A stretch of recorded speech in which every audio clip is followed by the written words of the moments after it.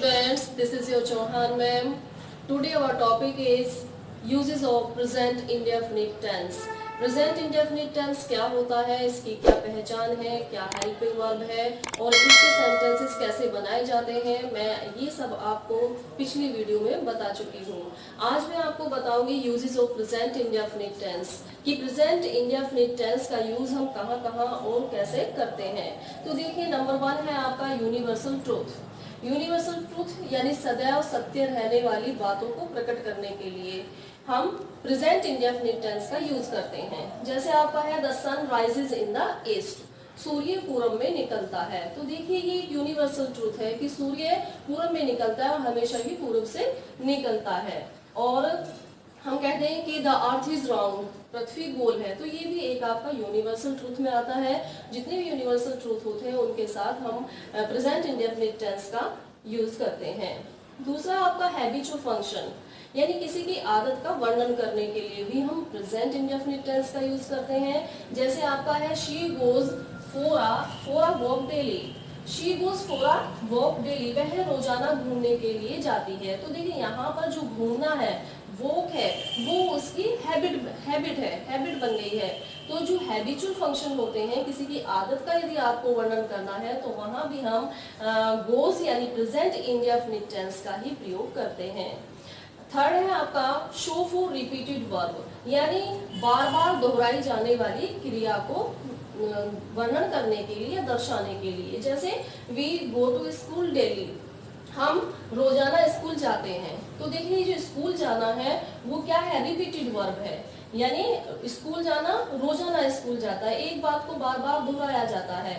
तो ये आपका होता है रिपीटेड वर्ब। जैसे she goes to office daily, वह रोजाना ऑफिस जाती है। तो ये सब क्या चीजें हैं जहां पर एक वर्ब की बार बार रिपीटेड होता है, कोई काम बार बार रिपीटेड होता है, वहां पर भी हम प्रेजेंट इंडेफिनिट टेंस का यूज करते हैं। फिर है आपका eye seen to air recent, यानी आंखों देखे हाल का प्रसारण करने के लिए। देखिए, यहाँ पर है the police comes and catches the thief, police आती है और चोर को पकड़ती है। तो देखिए, जब वहां पर पुलिस आती है तो क्या ये किसका वर्णन हो रहा है, उस समय वो व्यक्ति वहां पर उपस्थित है, उसने देखा है कि पुलिस आती है और चोर को पकड़ कर ले जाती है। तो आंखों देखा हाल किसी को प्रसारण कर रहा है, बता रहा है। The police comes and catches the thief। तो ऐसी स्थिति में भी हम प्रेजेंट इंडेफिनिट टेंस का यूज करते हैं। नंबर 5 है आपका to indicate a situation which does not change, किसी ऐसी घटना को दिखाने के लिए, किसी ऐसी स्थिति को दिखाने के लिए जिसको परिवर्तित ना किया जा सके, जिसमें परिवर्तन नहीं हो सकता। जैसे आपका एग्जाम्पल मैंने यहाँ पर लिखा है the golden temple in Amritsar, Punjab surrounds by the sarovar a large lake and holy tank. जो गोल्डन टेम्पल है वो अमृतसर में है और पंजाब क्या है, पंजाब एक सरोवर जो बहुत ही बड़ी झील या बड़ी नदी है उससे घिरा हुआ है। ये कैसी स्थिति है, ये इसमें कोई भी परिवर्तन नहीं किया जा सकता। अगर टेम्पल आपका अमृतसर में है तो अमृतसर में ही रहेगा, और पंजाब आपका सरोवर से घिरा हुआ है, ये भी ऐसे ही रहने वाला है। तो ऐसी स्थिति में हम कोई परिवर्तन नहीं कर सकते, और जहाँ किसी ऐसे सिचुएशन में कोई चेंज नहीं होता वहां पर भी हम प्रेजेंट इंडेफिनिट टेंस का यूज करते हैं। नेक्स्ट है आपका to describe an event in narrative form, यानी किसी अतीत की घटना का वर्णन हम कथा रूप में जब करते हैं, किसी अतीत घटना या बीती हुई घटना का वर्णन कथा के रूप में करते समय भी हम क्या करते हैं, प्रेजेंट इंडेफिनिट टेंस का प्रयोग करते हैं। जैसे यहाँ पर मैंने एक कथा के रूप में सम्राट अशोका की कुछ लाइनें लिखी हैं। जैसे सम्राट Ashoka now rides a horse and leads the forces against the battle of Kalinga, यानी सम्राट अशोका आप घोड़े पर सवार होते हैं और वो कलिंग के युद्ध के मैदान की तरफ अपने सैनिकों के साथ जाते हैं। The battle of field turns read with the blood of slain, और जो युद्ध का मैदान है वो हत्याओं के खून से लाल रंग का हो गया है।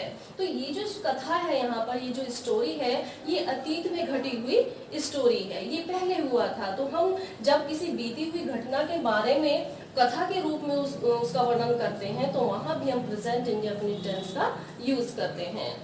नेक्स्ट है आपका फॉर शेड्यूल्ड वर्ब, यानी शेड्यूल्ड क्रिया के लिए। जो शेड्यूल्ड यानी जब हम किसी काम को करने का कोई शेड्यूल्ड बना दिया जाता है। जैसे the class starts at 9 o'clock in the morning, यानी जो क्लास है वो मॉर्निंग में सुबह के समय 9 बजे शुरू होगी या होती है। तो यहाँ पर देखिए क्लास स्टार्ट होने का एक शेड्यूल बना दिया गया है कि 9 बजे शुरू होगी। तो यहाँ पर शेड्यूल जहाँ पर बनाया जाए वहां भी हम प्रेजेंट इंडेफिनिट टेंस का ही प्रयोग करते हैं। फिर है आपका to indicate an incident in future, यानी भविष्य में घटने वाली किसी योजना का वर्णन करना। यानी भविष्य में जो हमें कोई योजना बनाते हैं, जब उसका कोई वर्णन किया जाता है तो वहां पर भी हम प्रेजेंट इंडेफिनिट टेंस का ही यूज करते हैं। जैसे आपका है the prime minister leaves for the United Kingdom at 10 AM next Monday. The prime minister अगले सोमवार को 10 बजे यूनाइटेड किंगडम के लिए जाएंगे।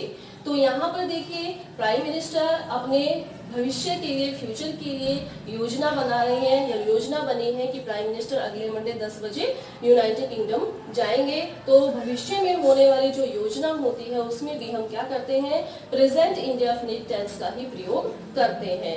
तो इन सभी स्थितियों में हम प्रेजेंट इंडेफिनिट टेंस का प्रयोग करते हैं। अब यहाँ पर नोट करके मैंने कुछ वर्ड्स लिखे हैं, always, every, never, often, normally, seldom, usually, sometimes, etc. इन सभी वर्ड्स के साथ भी प्रेजेंट इंडेफिनिट टेंस का ही प्रयोग किया जाता है। और सभी स्टूडेंट्स इन सब जो वर्ड्स मैंने यहाँ पर लिखे हैं इन सभी के सेंटेंस बनाएंगे और मुझे कमेंट बॉक्स में भेजें।